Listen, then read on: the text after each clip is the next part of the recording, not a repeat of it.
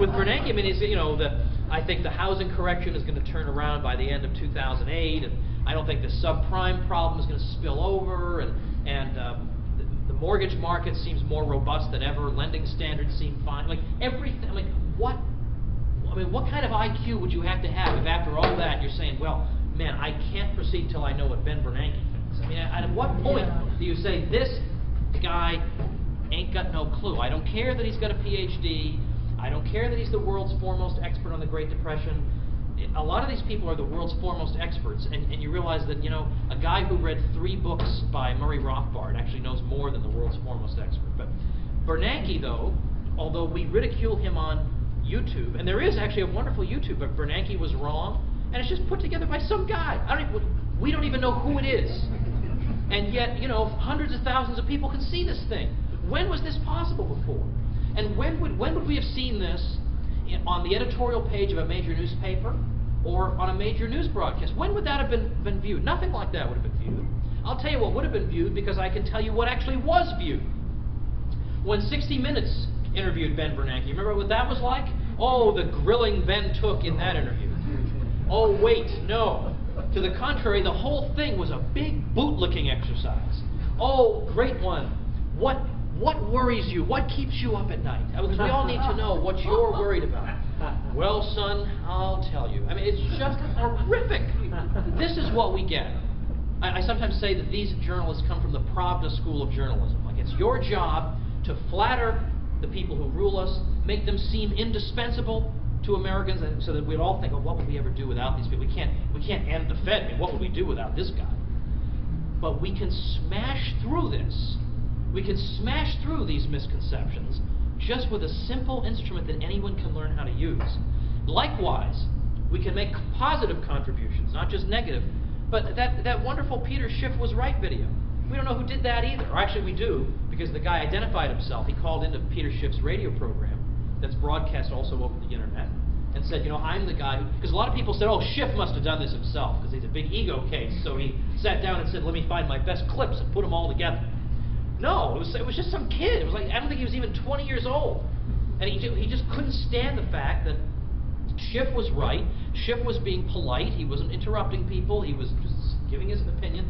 And people were laughing at him in 2006 and 2007 on the major cable news channels.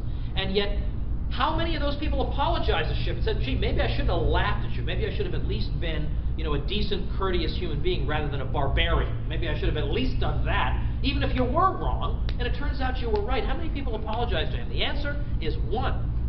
One person apologized. That was Ben Stein.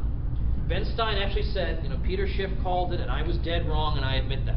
Well, that's great. It's very, very rare to hear that. Somebody would actually. But otherwise, they're all still yapping like nothing happened. They're all blah, blah, blah, blah. So this kid finally said, I'm so sick of this, I'm going to make a video vindicating this guy. And now it's up to, it's between 1 and 2 million views. Again, how would this have been possible otherwise? This is just the tip of the iceberg for how a previously neglected or unknown school of thought breaks into the mainstream consciousness. Just a couple more quickie things about this, and then on the state issue. At the Mises Institute, I just want to tell you about one other interesting development. They started something called the Mises Academy, where some of our faculty are offering online courses on various subjects. My friend Bob Murphy is offering a course on principles of economics beginning in a couple of weeks, where you actually see him streaming live into your living room, and he's going to start from the ground up and just teach you economics. And because he's just written a new textbook, and it's at a homeschool level, but anyone can benefit from it. And so there'll be readings and discussion groups, and you can ask him questions in real time. This is incredible. I mean, this levels the gatekeepers. I mean, this goes completely over their heads. People have access to this now. I'm teaching in the program as well. I can't even describe it. I'm so thrilled about it. And finally, there's one last thing. A lot of people have been asking, and I've gotten a million emails over the years, a couple years since Meltdown came out, or a year and a half, people saying, I'm very interested in the Austrian school, but how would a beginner get started in it? I mean, I want to be like Peter Schiff. Like, I want to, rattle off answers and be funny, and, look, I can't promise you everything, right? But I can promise you some knowledge. And so what I wanted to do was recommend for people. Where would you start? Like there are 50 zillion books and articles and audio files and videos. How would you start? So I finally decided, instead of writing the same email over and over again or whatever, I said, no, why don't I just sit down and think through what, for me, were the most helpful things, and just organize them by, beginning, intermediate, whatever, and have them be things that you can read online. You don't have to spend a dime.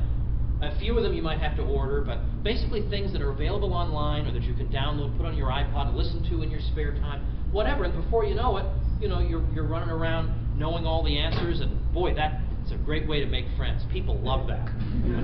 Correct them, someone on. But so I put that. I went out and I bought this domain name, learnaustrianeconomics.com. Now, why was that available? I don't know. It was. So I bought it.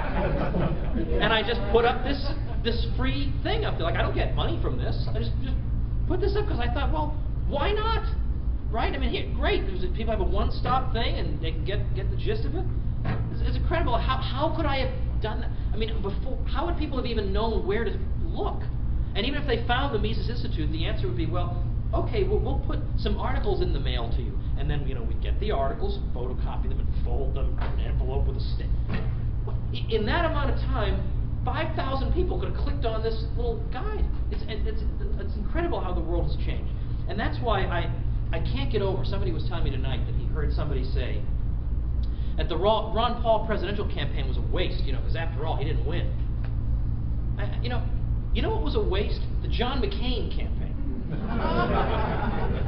That was a waste, because who in his right mind, 20 years from now or even 20 seconds from now, is going to say, my gosh, my whole worldview was influenced by the John McCain campaign. I mean, I've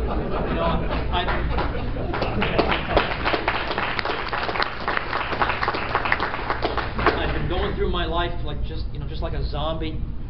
And then John McCain came along and he challenged my whole worldview. He said, break out of that mainstream thinking. Open some books and read. And so I went to my John McCain meetup. And we talked about political philosophy. I mean, like, what? No, it's ridiculous, right?